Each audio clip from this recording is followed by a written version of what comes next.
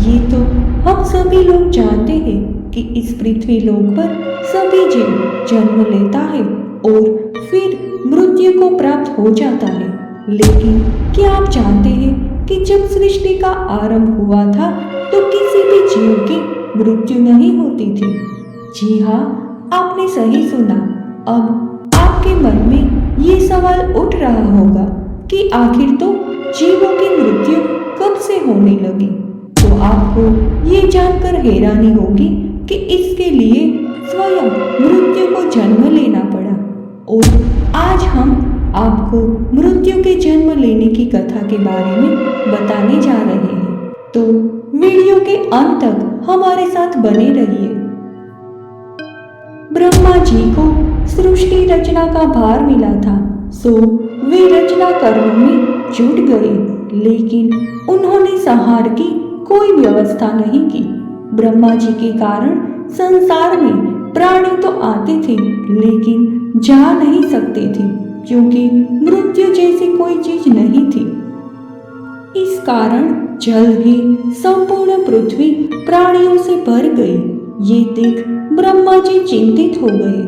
जीवों का संतुलन बनाए रखने के लिए जरूरी था कि संहार भी हो, लेकिन कैसे हो ये समझ में नहीं आ रहा था।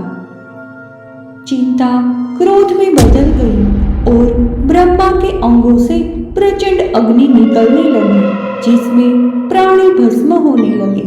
अचानक आई आपदा से चारों तरफ त्राही त्राही मच गई। राक्षसों के अधिपति स्थाणु रुद्र ब्रह्मा के पास आए।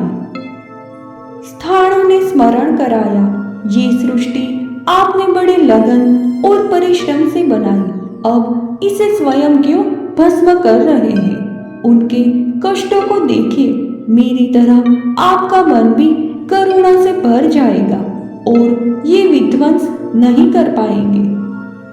ब्रह्मा जी ने कहा, हे रुद्र, मैं भी मन से ऐसा नहीं चाहता, किंतु पृथ्वी पर बढ़ते भार की चिंता के कारण ये शोक है। मैंने प्राणी संतुलन का विचार किया, पर मार्ग नहीं सूझता, इससे मेरा क्रोध बढ़ा है। रुद्र के समझाने पर ब्रह्मा ने उस क्रोध को धारण कर लिया और सृष्टि मुद्रा में गए। तब उनके शरीर से काले और लाल रंग की एक नारी उत्पन्न हुई। उसकी जीभ, मुख और नेत्र लाल थे। वे नारी ब्रह्मा जी के सामने उपस्थित हुई। ब्रह्मा जी ने उसे आदेश दिया, तुम मेरी संहार बुद्धि और क्रोध से प्रकट हुई हो, इसीलिए तुम संसार में प्राणियों का संहार करो। तुम्हारा नाम मैं मृत्यु रखता हूँ। तुम ज्ञानी और अज्ञानी सबका संहार कर सकती हो। ये सुनते ही मृत्यु फूट फूट कर रोने लगी। ब्रह्मा जी ने उसके सभी आंसुओं को समस्त प्राणियों के हितों के लिए अंजलि में रखकर सहेज लिया और मृत्यु को हर प्रकार से सांत्वना देने लगे। मृत्यु ने पूछा, आपने मुझे नारी के रूप में क्यों उत्पन्न किया? प्रभु, मैं पाप से डरती हूँ। जब मैं लोगों के प्रिय परिजनों को मारने लगूंगी तो वे मुझे शाप देंगे, मेरे प्रति घृणा करेंगे। इससे मेरा मन व्याकुल है। प्रभु, मुझे यमराज के कार्य में सहयोगी न बनाइए। मैं तप करना चाहती हूँ। रोते बिलखते प्राणियों के शरीर से प्राण का हरण मेरे वश का नहीं है। मुझे क्षमा करें, मैं अधर्म का माध्यम नहीं बन सकती। ब्रह्मा जी मृत्यु को समझाने लगे, प्रजा के संहार के संकल्प के साथ ही मैंने तुम्हारी रचना की है, इसीलिए तुम्हारे मन में ऐसे विचार आने ही नहीं चाहिए। तुम लोक में निंदा के पात्र नहीं बनोगे। मेरी आज्ञा से तुम प्रजा का संहार करो। मृत्यु ने ब्रह्मा जी को कोई वचन नहीं दिया और वहां से धेनुकाश्रम आ गई। धेनुकाश्रम में मृत्यु ने एक पैर पर खड़े होकर घोर तप आरंभ किया। तप के कारण ब्रह्मा जी प्रकट हुए।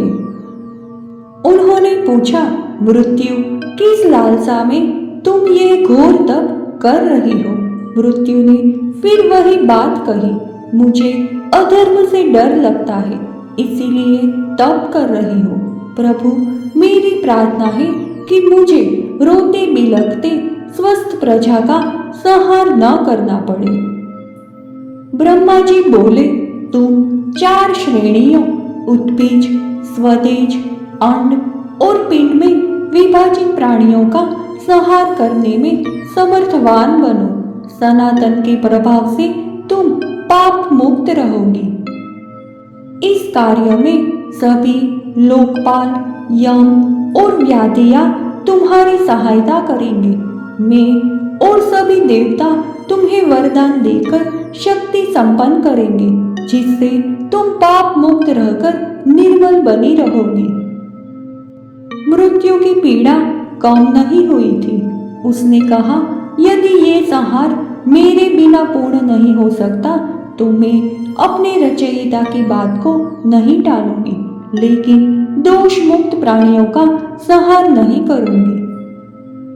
मृत्यु ने कहा, लोभ, क्रोध, अश्या, ईर्ष्या, द्वेष, मोह, निर्लज्जता और दूसरे के प्रति कठोर वाणी प्राण हरने के लिए आवश्यक दोष होने चाहिए, तभी मैं संहार का दायित्व ले सकती हूँ।